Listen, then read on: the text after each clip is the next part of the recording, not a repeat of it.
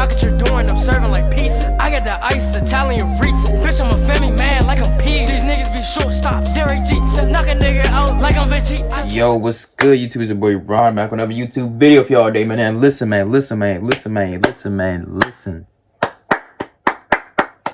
I'm back with another reaction video for y'all, man. This one is titled, She Hid, but the Demon Found Her. Ooh, yeah, this one will be scary, I already know. This video was requested by my man David Trasinski, man.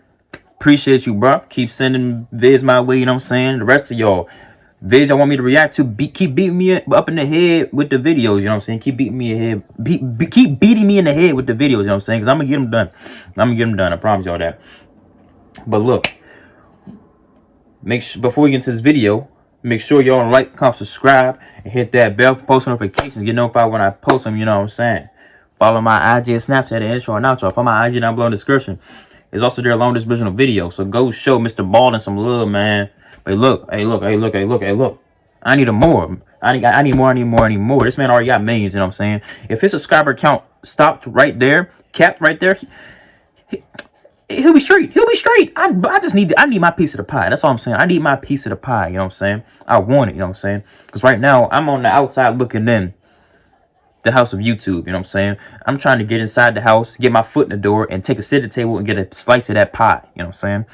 Not a crumb, but a slice of the pie, you know what I'm saying? But look, follow my Twitch down below in the description, being Duffy in the game, you know what I'm saying? They don't call me John Sticks for nothing, you know what I'm saying? John Wicked Gaming right here. You're talking to him. Well, I'm talking to you. Exactly. So yeah, show my Twitch some love. It's something you don't want to miss for real. But hey, man, with all that being said, let's hop into this video. Shall we? Put it in the basket. Let's get it. You gonna play? Come on now. Come on. Don't do this to me.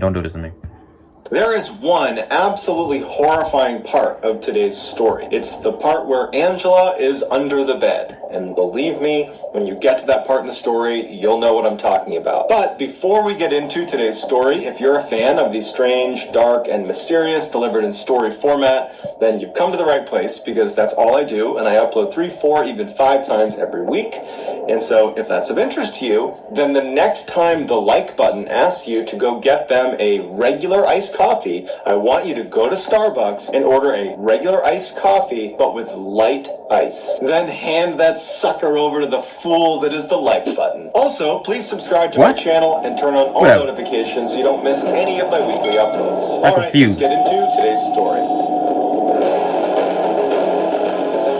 Someone coffee in there. I don't know. I'm confused, you know what I'm saying? Let's hop to the story, man. On January 23rd, 2005, which is actually a day that is remembered by the people of New York as Black Sunday, Curtis Myron, who was a New York City firefighter, was trapped on the 4th floor of an apartment in the Bronx. Blazing inferno. He, along with 5 other firefighters, are trapped on the top floor. There was no way out, and they elected to jump from the 4th floor. And unfortunately, Curtis, along with another firefighter, did not survive the fall. In addition to those 2 lives that were lost, another fire had broken out separately in New York the same day that claimed the life of a 3rd firefighter. This was the largest loss of life for the New York City Fire Department since the September 11th attacks. Curtis's wife, Jeanette, and their 2 daughters, Angela, who was a young teenager, and Deneen, who was a little bit younger than Angela, they were inconsolable. They never thought that their father, their husband, would not come home again. But they were faced with this horrible new reality where Dad wasn't coming home. The Black Sunday tragedy, the loss of those 3 firefighters, had become very high profile, and so news channels and media outlets were showing up at Jeanette's property, hoping to get an interview with she or her kids about what had happened, and they were just not interested in that. And so they felt very trapped inside of the house. And the house itself had been built by Curtis. He had literally built the house. And so it was just a constant reminder of the sadness of this loss. And at some point, Jeanette just said to the girls, I think we should move. I think we just need a fresh start. This is too much. It's too much to be here. Let's just move. And the girls were very eager to leave. So Jeanette starts doing some house hunting, and quickly she finds this nice little house on Long Island where they live, but farther away from the city, and it was sitting on an acre of land, which for the price that was being asked for it, it was unheard of. They went to the property, and Jeanette could see that the house needed a ton of of work. But all of Kurt's firefighter buddies were very eager to support Jeanette and her kids, and they offered to come by and actually help them do the renovations on the house. And so Jeanette bought the house, and very quickly she and her two daughters moved in, and all of Kurt's firefighter buddies showed up and began this massive house renovation. I mean, they were basically tearing it down to the studs and rebuilding the whole house. That's nice of them. That's very nice of them. Because of this massive renovation project, a lot of the doors and windows were not secured, and so at night Jeanette felt really uncomfortable, so she went out and purchased 7 cameras to fit on the outside of the house to monitor the property, and all of the cameras streamed to her laptop where she could watch them at any time. And so she found herself watching these cameras a lot on her laptop, just kind of reflexively watching what was happening around her property.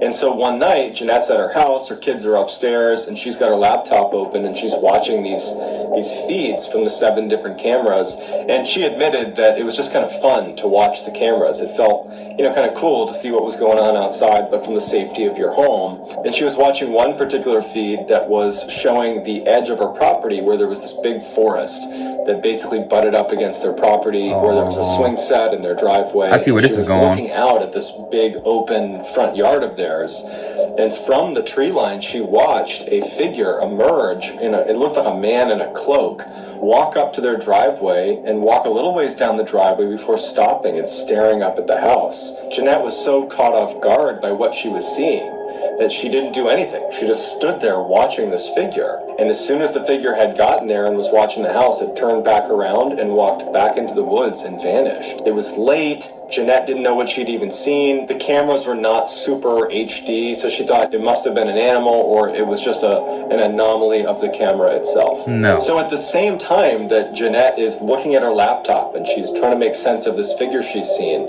upstairs the 2 girls are in their own bedrooms, which are on other ends of the hallway. Angela was laying on her bed with her back up against the wall, and she's reading a book, and she starts hearing tapping along the same wall that her back is against, and she can almost feel it in her back. She puts her book down and sits forward and turns and is listening really intently to where the tapping had been coming from. And then she hears bang, bang, bang, like someone's trying to get her attention. She gets right out of her bed and goes to her door. She opens it up and looks downstairs, because from where her door opened, she could look into the living room. Why is her head right there? Hey, yo, come on now. And immediately she saw her mom on her laptop. Her mom was not banging on anything. And her sister was in her room, and she was down the hall. And so that couldn't have been her sister. So she goes back in her room, and she's thinking to herself, I'm hearing things. She puts her ear right up against the wall, and as soon as her ear makes contact with the wall, she said it sounded like someone smashed the wall right on the other side of her ear. It causes her to freak out, and she goes right into her bed and throws the covers over her head, and she hides. What Angela didn't know is that down the hall,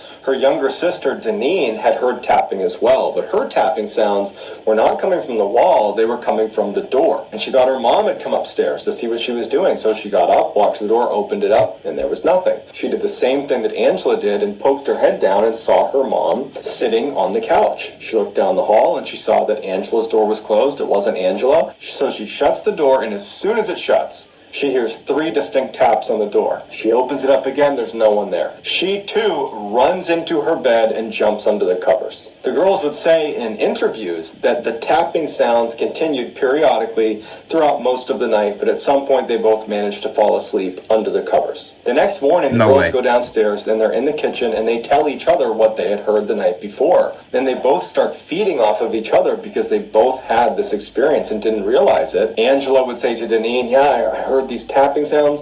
Deneen is picking up on her fear, and she's saying, I heard tapping sounds. Yeah, tell your mom. And the kids are really wound up. Yeah, tell your mom. When Jeanette comes into the kitchen and she sees her kids talking about something that seems really intense, and she goes, what's going on? What are you talking about? And they said, Mom, we think something's wrong with the house. We heard tapping sounds last night. This happened to me. This happened to me. And Jeanette just says, guys, it's a brand new house. We aren't used to the sounds the house makes. I'm sure it's just pipes or, creaking floors. Are you kidding me? You guys are overthinking it. Don't worry about a thing. The house is fine. Over the following few days... Are you kidding me? Of course. Of freaking course. Of course. Like, what? Of course, bro. Nobody ever... Just in typical horror movie fashion, you know what I'm saying? Just typical. You don't believe... People don't believe what the freak is going on, you know what I'm saying? They do not see the writing on the wall, you know what I'm saying? Somebody could have wrote on the wall, there's a demon in the house. There's a ghost in the house. This house is paranormal activity in the house. But they would walk in the house and see that on the wall. Before you even buy it, be like, and look, read it. Paranormal activity. I'll take it. Like, I'll take it. Like, no, you can't do that, man. Like, what's wrong with people, man? Somehow this must be a pipe or something. What kind of pipe, be banging like that on against the wall? Is there even a pipe behind that goddamn wall? Is there a pipe behind the door? Well, you're not even making sense. But you're trying to rationalize what can't be, what doesn't make sense. Now, you should have just stayed in New York. You should have just stayed in that last house. You know what I'm saying? I understand it was hard. You lost your husband and kids, lost their father. You know what I'm saying? It's a tragedy, man. It's not something nobody wants to deal with. But at the same time,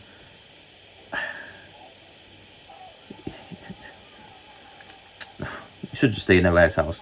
But but y'all wouldn't have known that though. Y'all need to move out. As soon as you heard that, you should have been like, I'm packing my bags. We moving back to the city. You know what I'm saying? Some of the firemen that were helping renovate the house began to work on the basement. The basement was full of clutter. It was like whoever had lived there before had never taken anything out. Very old pieces of machinery and furniture and strange boxes and papers. And the first step to fixing the basement was just going to be emptying it. And so the firemen were removing things from the basement when one of them, his name was Tom, he was one of Kurt's very good friends, Tom discovered that on the ground underneath all the clutter was this large pentagram, which is a 5-pointed star inside of a circle that is almost always associated with satanic worship. Are you freaking kidding me? Jeanette to come downstairs and he shows her what's in the ground and he says, what do you want me to do about this? And Jeanette said, paint over it. I don't want my kids to see this. But what Jeanette didn't know is that the kids had actually been playing outside over the past couple of days out in that forest in their property, and they had found a number of pentagrams carved into trees, into rocks, carved into the dirt on the ground. They were everywhere. They decided not to tell their mom because they didn't want their mom to worry. So they're both silent information about these pentagrams all over their property. A couple of days. What the freak? So you see pentagrams all over. What? Wait, so you decide to still live in that house? You still decide to live over there by the pentagram, even though you know what they're associated with. You know what they're associated with. You know what probably could. You know what have probably happened. You know what I'm saying? I know before they moved in there, nobody. But common sense will tell you that nobody just drew them there and didn't try to do nothing with them. You know what I'm saying? They probably summoned freaking spirits and demons or something. Come on, you just gonna sit there and just live in the space where the pentagrams are at, and not tell nobody? What is wrong with you? What is wrong with you? What is wrong with you? What is wrong with you? That's stupid. That's stupid. Use your common sense. That's stupid, guys. Is this camera on me? Yes, it's on. That's stupid. Use your common sense. People be lacking common sense. People cannot take hints. Like, bro, this is bro. Whatever happens after this point, whatever happens after this point is their fault. I'm keeping it a bean. I'm keeping it 100. It's their fault. You know what I'm saying? Like, what? Are you kidding me? And the mother, she went in the basement. She's like, cover it up.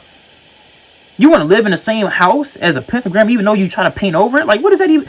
Like, what kind of mother are you? Like, what? But no. If I see that, I'm like, no, we're leaving. Because even if you paint over it, it's still there. Like, what is wrong with these people, man? What is wrong with these people, bro? Freaking idiots. That's stupid. Days later, Angela was going to be home alone for a few hours, and Jeanette had given Angela some chores, which included cleaning out the refrigerator. And so Angela's in the kitchen, and she's got the fridge open, and she's taking things out and cleaning off each of the different drawers, and she can't help but feel like someone is standing behind her. She kept turning around, and no one was standing in the kitchen, but she just could not shake this feeling that someone was behind her. And so she's looking at the fridge at one point, and she's about to just give up on cleaning the fridge and explain to her mom that she would just do it later, when all of a sudden she hears behind her this loud, explosion. She hears pots and pans and knives and forks clattering all over the ground, and she instantly turns around, and every cabinet, every drawer has come flying open, and all of their contents have come smashing onto the floor. She sprints up to her bedroom screaming and hides in the corner. Shortly thereafter, Jeanette comes home. She goes inside, and she sees the kitchen is an absolute mess. mess. It looks like someone had broken in. Come on and now. she starts screaming for Angela, thinking the worst. Someone's broken in. What happened to my daughter? She's running upstairs, screaming for Angela. they're not She gonna- finds Angela curled up in the corner of her bedroom. What's going on? What happened in the kitchen? And Angela just could not put an answer together. She was so shocked by what happened. So Jeanette tells her to stay here. She runs around the house, making sure that no one's there. She gets her laptop, goes back to Angela, opens it up, and she checks the footage. No one's in their house. No one's been near their house. All the while, Angela's just sobbing hysterically. And finally, after Jeanette is convinced that there has not been a home invasion, she turns to Angela and she's like, what is going on? Why does the kitchen look like this? And Angela tried to explain what happened, but it just didn't make any sense. And so Jeanette was getting frustrated with Angela and saying, did you do that down in the kitchen? But when Angela didn't change her story and just looked terrified, Jeanette started to see that Angela wasn't lying. This incident really rattled Angela, and Jeanette would comment in different interviews that it was at this point that Angela began to withdraw quite a bit. She was really upset about what had happened in the kitchen, but there wasn't really a good way to handle it, and so Jeanette didn't know what to say to her daughter.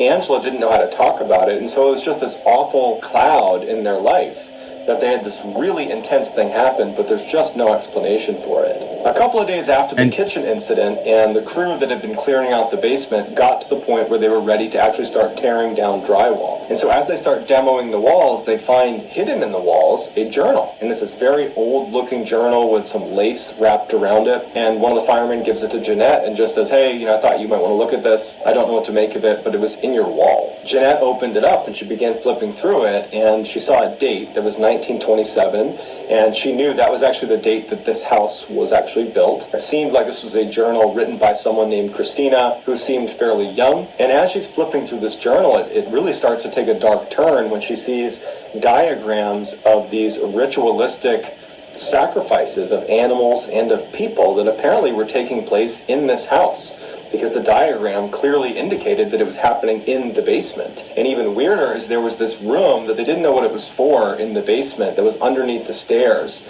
that it wasn't really a closet. It was all cement on all four sides. It was like someone had put a pocket of cement underneath the stairs. And they always wondered what it was. And some of the diagrams indicated that some of the sacrificing was going on underneath the stairs in that room. Jeanette decides to keep the journal from her kids. She does not want them to know that this was found in the walls. A couple of days later, And you don't move Angela out. is in her bed. And you still don't move out. You still don't move out. What? You still don't move out. You first you find the pentagrams. You know what I'm saying? No, first the knocking. First the knocking and the banging on the walls and smacking the walls. You know what I'm saying? And then you say it's just pipes or it's just sounds of the old house. Whatever the fuck that means. And then second, pentagrams all over the freaking yard, all around the house. You know what I'm saying? Probably in a circular formation. You know what I'm saying? All around the house, and then you know what I'm saying, and a big pentagram in the basement. And then you still don't do nothing. You still don't do nothing. You're just gonna live with it. And now you see this freaking, and then the kitchen, but your daughter's at home alone, and then something, an entity destroys the kitchen, knives and stuff all over the goddamn place like a robbery went on, and your daughter didn't do it. She's scared, freaking out in the corner of her room in a freaking fetal position, seeing her, and you still don't want to move, and you still don't move out, and you know it's not her. You know it's not her, and you still live there. And now you find this, an old journal talking about human and animal sacrifices in the basement, and you still don't do nothing. You don't do nothing. Do you see how stupid this is? Do you see? I don't know what her thought. I don't know what this woman's thought process is. This is absolutely retarded. I'm gonna keep it a bit. This is absolutely retarded. I'm sorry. I'm not sorry for nothing. I'm not sorry for nothing. Y'all stupid. Y'all stupid. This woman, Janet, she's stupid. I'm gonna keep it a beam. She retarded. Like, come on. Come on. What more do you have to see? What more do you have to know for you to leave the house? You know what I'm saying? Like, what is going? But just stupidity. Whatever happens to them after this point, it's their fault. You know what I'm saying? It's sheer stupidity. You know what I'm saying? Whatever happens to them after this is just their fault. It's their fault. Listening to music on her headphones, and at some point she thinks she hears someone call her name. She takes her headphones out. She goes to the door, opens up, looks down and says, "Hey, Mom, did you call me?" And her mom's like, "No." She looks down the hall and she can hear that her sister is showering in the bathroom at the end of the hall, so it wasn't her. And so, Angela, she has a healthy fear of this house because of really the kitchen incident more than anything else. But she's thinking, okay, I must have heard something, not a big deal. So she goes back into her room and she sits down in her bed, but before putting her headphones back in, she hears someone say, "Get Deneen." And it's coming from in the walls. Immediately she's terrified. Down the hall, she hears Deneen, who's in the shower, screaming bloody murder. Angela starts running to the bathroom to see what's going on with Deneen, right as Jeanette is flying up the stairs to go see what's going on with Deneen. They open up the door and Deneen is huddled on the ground screaming about some person in the bathroom with her. And she kept turning around and no one was there. Jeanette would say when she saw her daughter, she looked so scared she thought she was having a seizure. And Jeanette immediately grabs a towel, scoops up her daughter, she grabs Angela, and they leave the bathroom. They go running into Jeanette's room, and they get into Jeanette's bed, and they're all huddled there, and Jeanette's trying to ask Deneen what she saw. And so Deneen finally says that she was in the shower, and she heard someone saying her name, and it sounded like a male voice. And she's just looking through the frosted glass, and all of a sudden she sees a big hand land on the outside of the shower door. Jeanette felt so helpless. She had lost her husband, her kids have lost their father, and there's all these strange things happening in the house, and Jeanette just felt like she couldn't protect them. It was around this time that Jeanette really felt like she should leave the house. About time. Financially, they were really invested into this house, so it would have been very difficult to leave just financially. Who gives a damn? And then also, the amount of time and energy all the firefighters, all of Kurt's friends had put into renovating the house and, gutting it and fixing it up. It was so much time and energy that she felt like she would be letting them down if she left. And she couldn't possibly tell them that the reason that she was leaving is because the house is haunted. And so she just felt trapped. A couple of days go by and everybody is just on edge in the house. Angela, Deneen, Jeanette, they don't like being there. And Angela just felt really cooped up when she was home, and she was just scared of being in the house. And so one night she decides to go outside and just swing on their swing, which was on their front property. Jeanette is inside the house doing dishes where there's a window that looks out the front of the house where you can see this swing set. When she finishes doing the dishes, she takes her eye off of Angela for a moment and she walks into the other room to sit down on the couch. She grabs her laptop, she opens it up and figures she can keep an eye on Angela using the security camera that was pointing in that direction. So she opens up the program and she pulls up all the camera feeds and she's shocked when on the camera feed with Angela, she sees the same cloaked figure she had seen the first time she'd been looking at the live feeds, standing right behind Angela. And immediately she's up and sprinting outside, screaming for Angela. As soon as she gets outside, she hears Angela screaming for her mother before she's even seen her mother. And when she turns the corner, she sees Angela screaming in pain on the ground in front of the swing, and there's no cloaked figure anywhere. She runs over and she can see that Angela's ankle has been badly broken or dislocated, and so she scoops her up and she said, "What happened?" And Angela said that somebody pushed me off the swing. And they go to the hospital, and sure enough, she had dislocated and broken her ankle. When they got home that night, Jeanette opened up the laptop and reviewed the footage from outside, and she saw this figure walk out of the woods, and the swing was right up against the woods, and it goes right behind Angela and appears to push Angela and then goes back into the woods. Jeanette called the police, she showed them the footage, and they feel really bad, and they can clearly see what happened. But there's no way to identify the figure that came out of the tree line. They just told them to be careful, don't go in your woods, and if you see this figure again in any of your camera feeds, call us right away and we'll come right over and we'll do what we can. So at this point, Jeanette is terrified, she can't protect her kids, and she doesn't leave them really at any point. She's 24/7 in the same room with her kids, they're sleeping in the same room, and the only time she would leave them is during the day for very brief stints. And on one day, a couple of days after the swing incident, Jeanette needed to go to the pharmacy, and so Angela's going to be alone for about an hour and a half. Again? So her mom leaves, and Angela is in her bedroom, and she's sitting on her bed, and she's listening to music. At some point, she thinks she hears banging coming from somewhere in her room. Now, at this point, Angela's been pretty shaken up after living here. She had the incident in the kitchen where everything flew out of the drawers and cupboards. Exactly. She's been hearing tapping and banging sounds. It's always she has her Angela. sister's That's story about the hand on the glass in the shower. She just got pushed off a swing. You gonna leave her alone again? Figure. I mean, she's You might as scared of this place. And so every sound is going to terrify her. And when she started hearing that tapping sound, she took out her headphones. She looks over at her closet and she can see that the doors are rattling. She is so immediately scared that she gets off of the bed and goes underneath and tucks up against the side of the wall. She could actually see the bottom of the closet, and she can see it still rattling, and she's tucked up against the wall. And as she's looking, the doors slowly slide open. And she sees a figure walk out of her closet that must have been standing there the whole time that she'd been laying on her bed. She said this horrible smell filled the room, and she said that it looked like it had human feet, bare feet, but it was a totally dark figure. It was hard to really pick out if it looked human or not, but it began walking around her room, and she believed it was looking for her, and she heard its footsteps as it walked all over her room. And at some point, it walks into the hall out of her bedroom. And she's just laying there under her bed, hoping that it doesn't come back. And then, when she thinks it's walked all the way downstairs, it goes quiet.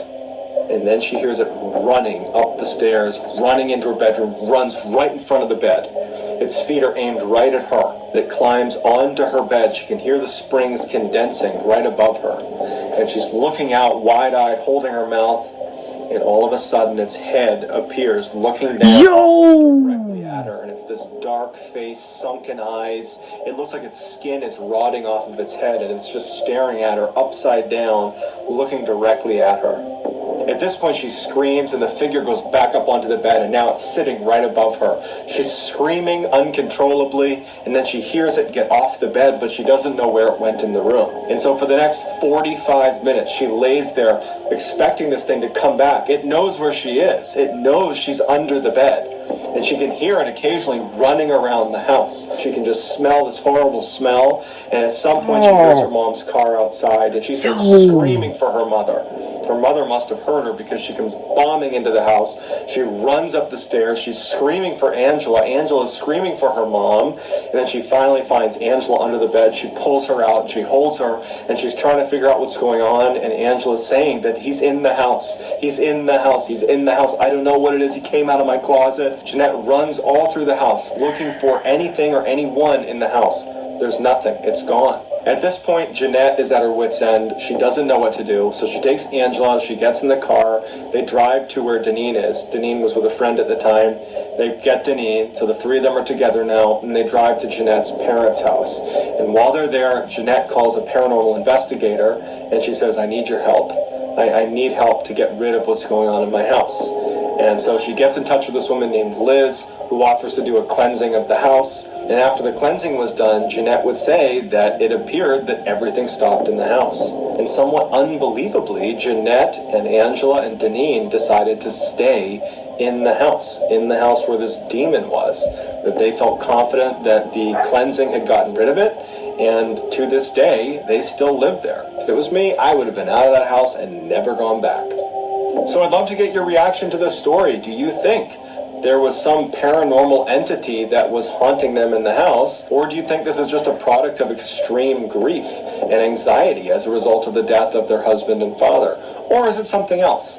Let me know what your theory is in the comments, and I will do my best to get back to as many of you as I possibly can. If you enjoyed this video, then the next time the like button asks you to get them a regular iced coffee, go to Starbucks and get an iced coffee, but ask for light ice. And then hand that joke of a drink to the fool that is the like button. Also, please subscribe to my channel and turn on all notifications so you don't miss any of my weekly 3 to 4, even 5 video uploads I do every week. If you have a story submission, we have a subreddit just called Mr. Ballin. It's linked in the description below. You can post your story there, and if I intentionally use one of your suggestions, I will absolutely credit you. If you want to get in touch with me, you can direct message me on Instagram. My username is JohnBallin416. I also have a Twitter account that I really just started. This is in the video. I'm in utter disbelief. I'm just speechless right now. I don't know what to say, you know what I'm saying? Like, why in the world did it take you so long to call a paranormal investigator? I didn't even think about a paranormal investigator. I was just thinking about getting out the house. But that's what you should have done before. That would go first before leaving the house. You know what I'm saying? But the first, but you see where my mind is at though. I have sense. I have common sense. But bruh, it took that long. It took that much for you to call a paranormal investigator, to call an expert, to call a freaking exorcist, to get whatever the hell is going on in the house out of that house. You know what I'm saying? It took that long. Like what are you thinking? What are you thinking? What is going on through your mind? You know what I'm saying? Like, bro, what is wrong with you? Janet. What is wrong? What is wrong up here? Like, yo, wait, what? Wait, why did it have to take? Why did it have to take all that? It shouldn't have had to take all that, bro. After the first two things, well, the knocking was first, then the pentagram bullcrap. Those you should have put 2 and 2 together at that point, even if you didn't take the hint of the knocking and the banging. You know what I'm saying? You should have took a hint. You should have got the goddamn hint after finding the pentagram and put the 2 together, and put 2 and 2 together. Your mind be like, oh crap, this house is messed up. We got to call an expert and get the hell out of here. Like, bruh, it should have never took that long, Janet. Like, come on now. Goodness gracious. But look, man, that's the end of this video, man. Make sure y'all like, comment, subscribe. Ding! Hit that bell for post notifications. Get notified when I post them. You know what I'm saying? Follow my IG and Snapchat, intro and outro. Follow my IG down below in the description. It's there along this original video. So go show Mr. Ballin some love. But look, man. Look. I need more. You know what I'm saying? I'm trying to get up to him, man. I need it. You know what I'm saying? I need all the support, man. I need my piece of the pie. You know what I'm saying? I'm trying to get up there, trying to get to the road to 1K. We on the road to 1K. You know what I'm saying? Let's get it. Let's hit that goal, man. Let's hit that goal. But look, man. Follow my Twitch down below in the description. You know what I'm saying? I'm getting Duffy in the game, and they don't call me John Sticks for nothing. John Wicked Gaming, you already know. It's something you don't want to miss for real, man. And look, I am gone.